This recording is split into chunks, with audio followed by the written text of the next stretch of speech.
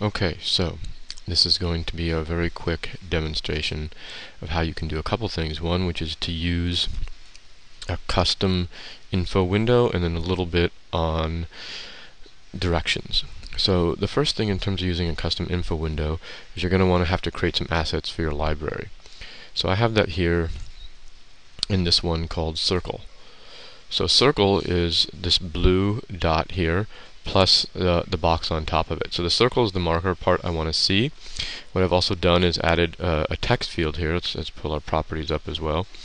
And that text field is my label text, and that's going to allow me to put numbers on it. This one is, for example, for turn-by-turn directions or whatever.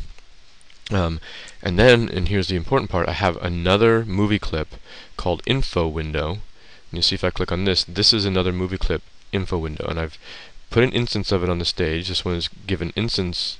The instance is called info win, but it's actually a separate movie clip you see here on the library on the left that then allows me to add in all these other components. So what I have here is in this separate info win movie clip, I have a title text, I have a description, and then for now I just have a button that's sort of a close button, but you could put other things in here as well. So those are the pieces that you need. You need an overall marker, and then you have a separate movie clip inside of that that is going to be your info window. And make sure that you give that an instance name so we can show and hide it. Okay, and so what I'm going to do here is just show you how this works really quickly, the result, and then show it how that happened. So here we go. I have 4 markers placed on the stage. If I click one of them, then I have put some text into the title, into the description, and we can click on it and get out of it. And the same with all these. So they each have their little info window here. So here's how part of that happens. So one is for that circle in the library. Notice it has the linkage on it, which is circle, but what I've done is actually created a class for that. So if you don't have a class already, and you can go right click on this and go to edit class, if it wasn't there it would create a new one for you, but in this case it is there, and I've already written the code for it. So it's very simple code here. This is just to show and hide that circle, so anything you wanted to do.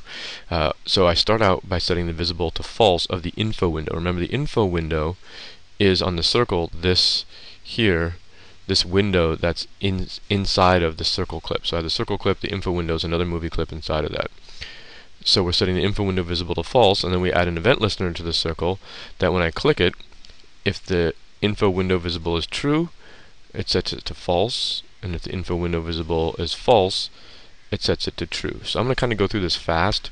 I'm assuming you'll be able to pause it if you want to look over it more and use it in your own code. So that's another ActionScript file. It's just an external one for that little circle. So let's go and look now at how the main part of the code works.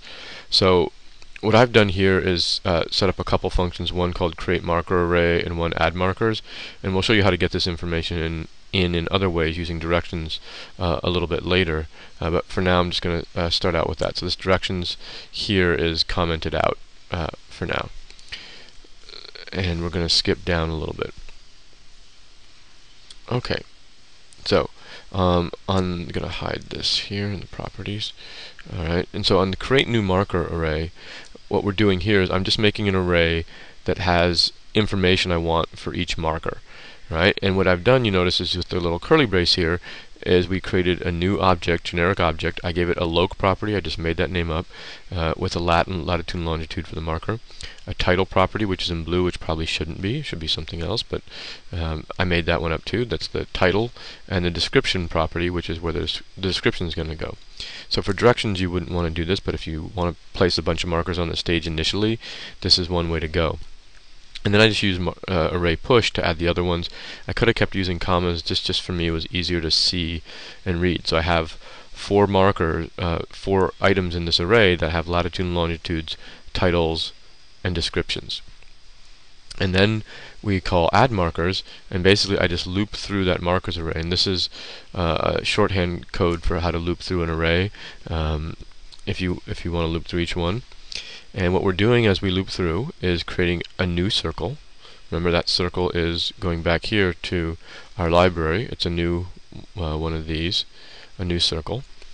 And then the next piece is I'm setting the title and description based on the title and description I saved in the marker. And notice after refer first to the circle and then to that info win movie clip, and those are both just sitting there. Those are both just already there in the library.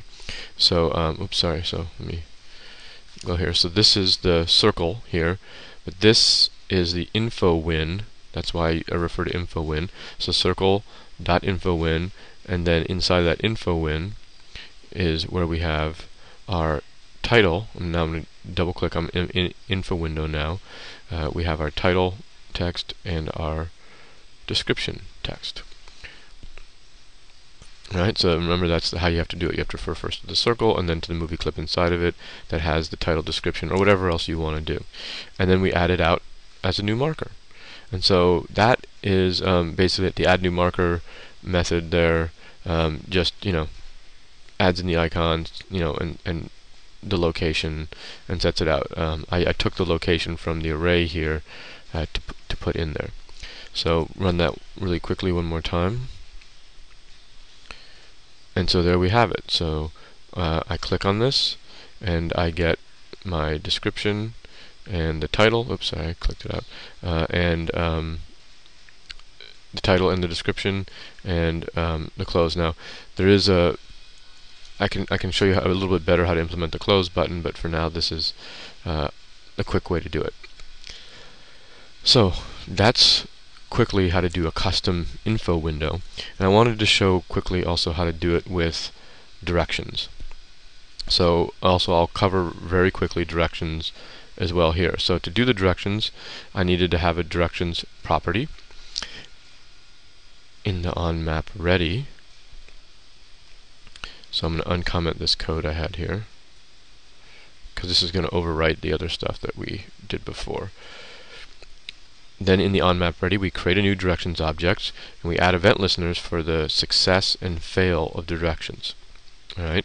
Now this is hard-coded. You might normally do directions in another way, and I'll have another tutorial on how to use to and from to find the directions.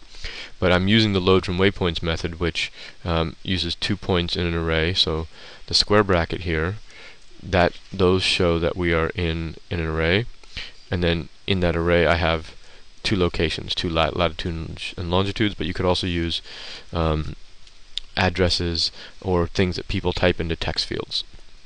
So we get our load from Waypoints, and it's going to run into the onDirLoad function, which is right here. So that says now we have directions. We create a directions variable.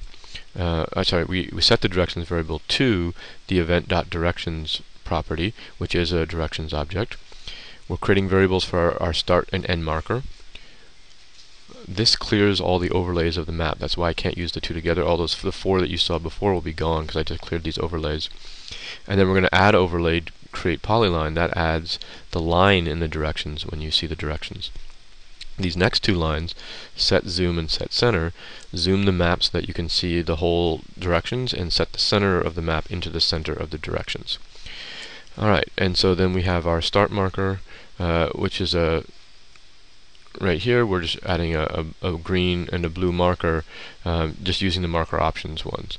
And it's going in directions. You get the route, start of the route, and then the end geocode of the route. Okay, and so we add those 2 to the map. So up to this point, it just adds the blue line in the start and end. And the next part, which is the process turn by turn, is what's going to give us each little step along the way. So let me just run this real quick so you can see what's going on. Alright, so it loaded the first 2 and then it overwrote them with the directions once they loaded. So the green and blue, sorry not red, green and blue are the start and end markers, and then these little blue dots along the way are each step. And what we're going to do is we want to use that same custom window to show information about that step. So let's see how that works. So we call process turn by turn here. That is in the onDirections function, and that's going to run into this other function here. So we have a variable that's going to keep the text of that step. We have a variable that's going to be the marker for the step, and then we have our step variable, which just helps us not keep writing dir.getRoute0.getStep turn counter -1, which is what you see here.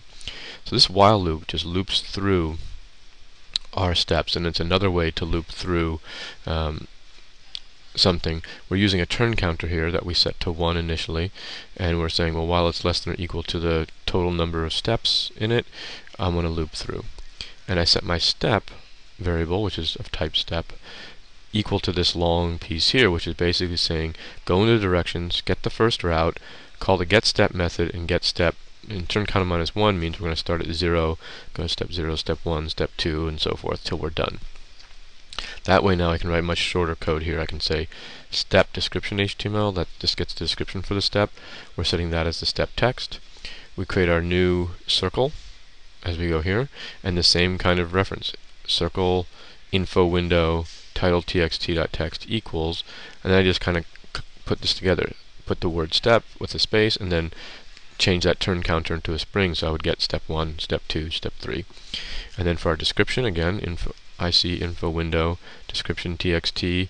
I'm setting the HTML text this time because the step text is HTML. That's where we're pulling that from. You don't have to do that. I could have just written step description HTML as well. And then the label here is just not in the info window, it's on the circle itself, and that is, if you go back to the circle here, that is the label. This part right here, that is the label txt. And so we're just setting that to our whatever step we are as a string. So now that we have all that circle there, we create a new marker using the latitude and longitude from that step, and with the marker options that use our icon, that's the circle, and you actually don't need this label here anymore. Since we have our own custom label, that is actually unnecessary. And so there we go, and then we add it to the overlay and add 1 to the turn counter. The other things that I've commented out here are for the text field if I wanted to show the turn-by-turn directions in a separate text field. So there we go. Oops, I don't know if I messed something up, or I lost my network connection. So the wireless here is gone, but I have to get to class now. You get the idea. It would have worked the same way. Sorry, I lost my wireless connection there.